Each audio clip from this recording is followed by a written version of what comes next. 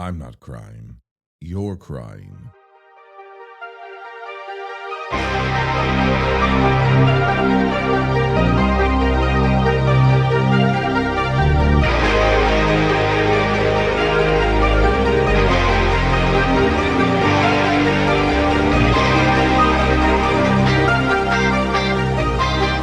My name is Jason. I am the last manager of the last video store in the universe. And when I'm not hopelessly falling to the void of space, trying to escape one man-made horror after another, I'm going to a multiplex with my alien best friend who's nothing more than a pile of rocks. He ain't heavy. He's my brother.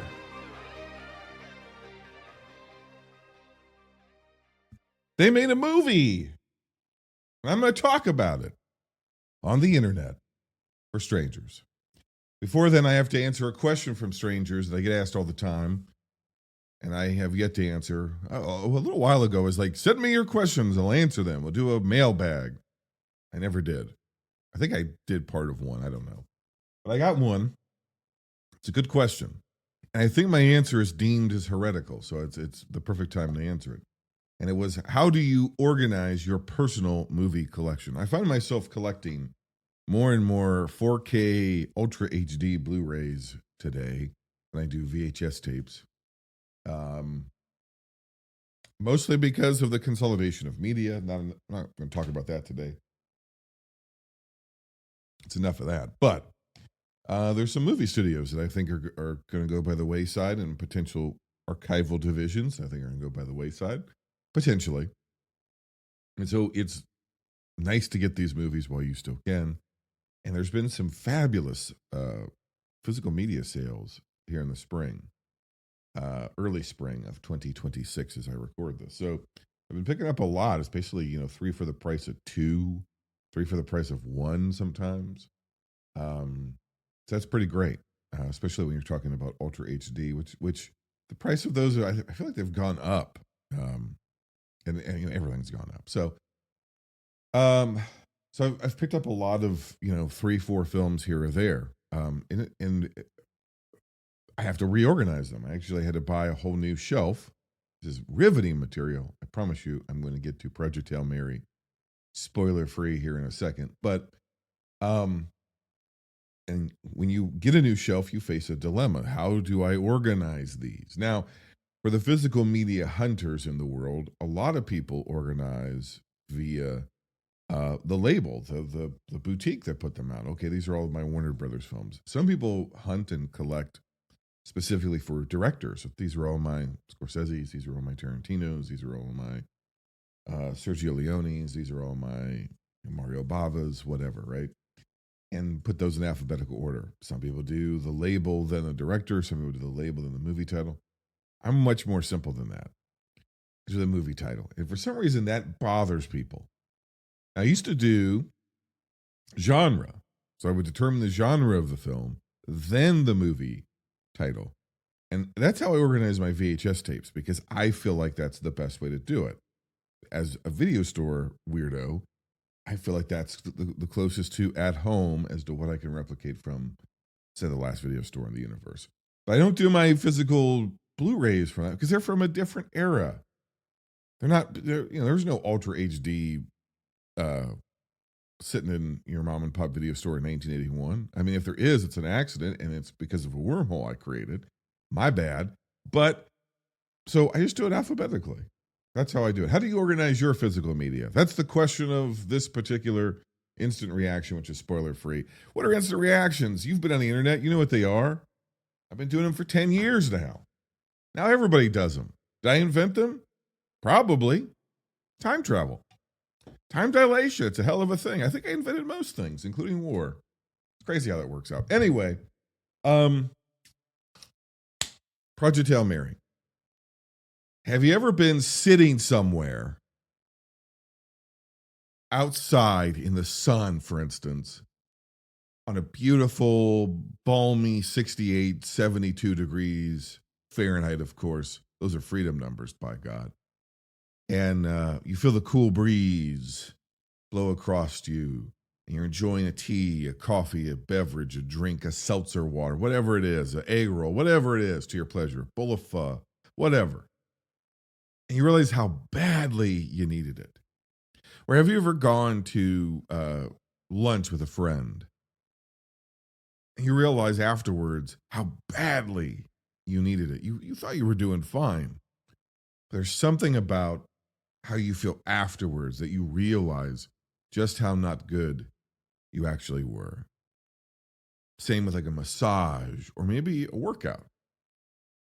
You go hit the kettlebells when you're done, or the barbell. When you're done, you realize how badly you just needed to stretch and move your body, lift something heavy for a bit, get some aggression out, or cry. And you realize, oh my God, I've been storing up something, a lot of feelings for a long time, and that just needed to come out. Maybe it's talking to a therapist or getting on medication or whatever it may be, going to the dentist, something, anything. That is this movie for me. I can't speak for everybody else. That's my side of the story. And I'm sticking to it because it's the only story I can tell. Huh? I ain't got no other story. I vaguely knew this. I haven't read the book, but I knew it was a book. I believe it's written by the same guy who wrote The Martian. I don't know. This is an instant reaction. I've done very little prep. I wanted to go into this as cold as possible.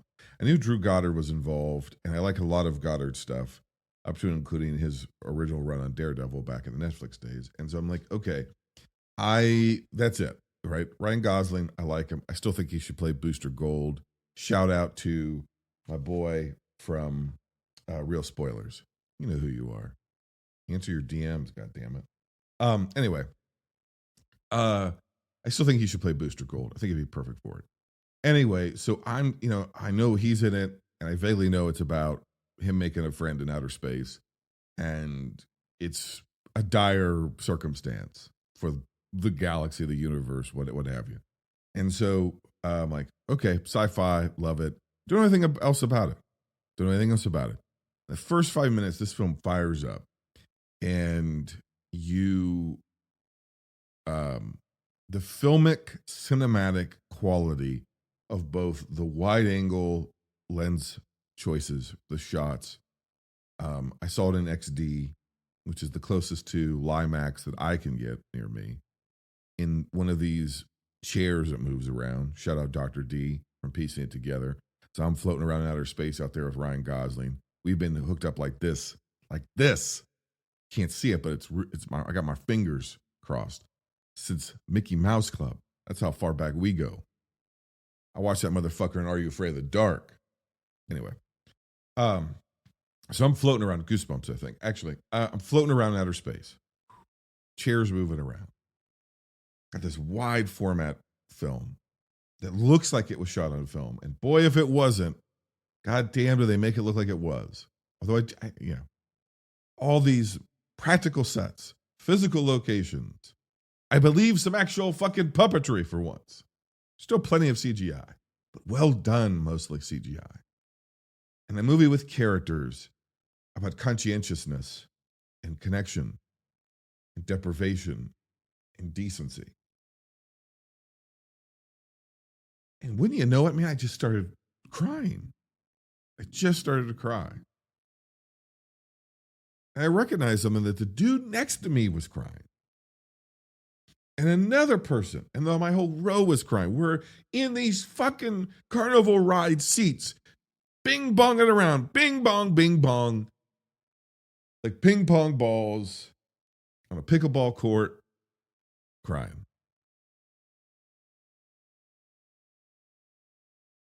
I'm going to skip to the end because the movie ends and almost nobody moves. The credits come up. There's a row of people, 3 seats down from me, like a row of friends who came. And they're all crying. And one girl says to another, she says to her friend, "Are you okay? Are you okay?" And she's like, "Yeah, I'm okay. I just need to sit here because I'm probably just going to cry. for the next 5 hours. And she's crying. The whole row of them were sobbing. And she says, basically something to the effect of, I haven't cried this much since I read the book. And I legit cried, to quote her, for 5 hours after I finished the book.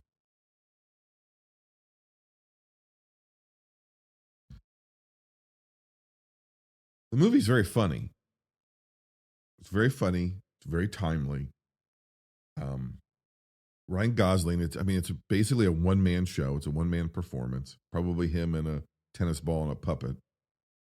And the timing is very well done. And he carries the movie on the strength of his emotions. Now, the movie is non-linearly told. And so there are these interstitial memories, more or less, that pop up. He's gone into deep space. I'll give you a brief overview of the premise. He's gone into deep space as a scientist because there is a sort of odd alien biological life form that is feeding off of the sun. It's not just our sun, but it's all the suns in all of the observable universe. We're somewhere in the future of our planet, but it is. The book may be more specific. I don't think the movie is. And he's like a failed multi-degree PhD theoretical biologist who now and scientist who now is teaching basic, middle school earth science or something like that. A basic, like science, general science to a bunch of middle school kids. But he's a pretty good teacher and he's got a good rapport with his kids. He's a decent guy, but he's a very imperfect guy. He's very flawed. He's very meek. He's very mild. He's very cowardly in a lot of ways. He's weak. He's an ordinary kind of weak person, but decent, good, and he has some wackadoo theory that gets him recruited by this international cadre, this organization that forms. It's basically kind of this global NATO alliance, because what they realize is if we don't do something about this, it's going to tweak the sun enough that within 20, 30 years, everybody's going to starve to death. And the earth is going to cool and freeze and everyone's going to die because we're not going to have enough crops and it's going to be terrible. So we can try to mitigate it, but the real thing is we've got to find some kind of fucking solution. And we have found one solution, or we have found one area where the solution may be found, is a better way to put it. But to get there and to get the information we need is a Hail Mary. It is this crazy ass plan that's going to take years to execute. And the earth doesn't have that kind of time. So we're in real trouble and we got to put something together really quick.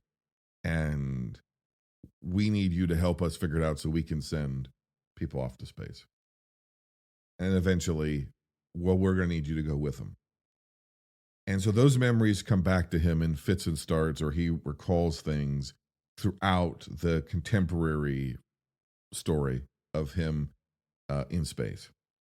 And nevertheless, things do not go well once the crew is up there. And he eventually finds himself alone. But until he doesn't, and he finds an alien life form who's very much like him, is a mirror of him in very many ways. In many ways, is like a better version of him, an aspirational version of him. And so together, they annoy each other and have to learn how to communicate with one another, have to learn how to work together, have to learn how to cooperate with one another. And they form this incredible partnership. And you think, well, that's wonderful. But then everything around them is constantly going wrong and going to hell. And you watch these two people, these two living beings, try to maintain this connection with each other as all hell is breaking loose. And so you're just going to cry. Now, you may not. You may find it schmaltzy, or you may be in a different place in life. But I found myself not in any sort of personal deprivation in my own personal life, but I found myself in the current carcinogenic cultural air that I'm perpetually breathing. That's around us constantly, at least in my neck of the woods. The world just seems to be a bunch of plates on fire spinning madly, and if anyone falls, they're going to fall into a river of gasoline that's going to turn us into hell in a split second. Um, and that's this movie sort of like that. It carries that feeling with it because that's the circumstance they're in very many ways. Everything is dangerous about what they're doing. Anything could go wrong and does at any second. There's incompetence all around, but there's also intelligence and cooperation and warmth and a view to the bigger picture that we are more alike than we are different, and that things are just generally better when you try to work together. It's a beautiful story, beautiful, not too saccharine sensibility to it. Fantastic performance, fantastic cinematography, really good direction. I believe it's a strong adaptation of the source material from everything that I'm seeing after I've watched the film. And I love the movie. I think it's better than Interstellar. Interstellar in some ways is at a different level because Nolan is in some ways a different level. But I think the story itself, even though it's familiar to Interstellar, it's in the same family. I don't think it's as good. It didn't move me as much. Wasn't as interested. Movie's 2 hours and 36 minutes. I want to tell you, at about the 2 hour mark, I don't normally check my watch, but I checked it because I'm like, I think I've been in here a little bit, maybe about an hour and a half, and okay, we're wrapping up, so it's going to be about 2 hours. It had already been over 2 hours. So it kept me pretty well riveted. I think this is a movie you need to see. I think it's a movie you need to bring Kleenexes to. I think it's a movie that you need to watch on the biggest available screen to you, whether you have IMAX, LIMAX, XD, or whatever, the 4D, screens or whatever, 4DX, the Sphere, whatever the fuck. Wherever you got to go to watch this on the biggest screen with the best sound you possibly can, go do it. Take kids. I cannot tell you how desperately I think younger people, all of us, but especially younger people, need this kind of messaging in their life, need these kinds of stories with these kinds of characters. Imperfect characters, morally flawed characters who seek to better themselves. They have some kind of internal issue that gets revealed through the story. They face obstacles that force them to face their moral weaknesses and personal fears and failings, and they have to work to overcome them at great personal risk for the sake of other people. It's simple. We've been telling those stories since the caveman era, and for some reason, these younger people need 50 million of these stories. We all do, by the way, but they really need it because they've been deprived of it. We've started telling these other stories of worshiping psychopaths, and hence now we have a world of psychopaths. Just pure psychopathy running wild in our streets. So, goddamn, Project Hail Mary is for the kids. Go take your kids to this movie. Make them sit there for 2.5 fucking hours and feel some goddamn human emotions for a fucking change. I give it 4.5 stars out of 5 on the old letterbox scale. Love the movie. Can't wait to own it on physical media. Please release this, Mr. Ellison, sir. Please. Love it. Can't get enough of it. I'll take 14 more of these. Don't care what's in them. Warmth, humanity, compassion, the best of us, the worst of us. Scary times, hope, love, connection, decency, conscientiousness, self-sacrifice. Woo. I gotta go, or I'm gonna start crying again. Project Hail Mary. Already on the best list of 2026. Maybe one day I'll be able to talk to you about it over in the old countdown with Paul. That's still a thing. Paul, are you out there? Paul? Paul's my pile of rocks. Till next time, binge on.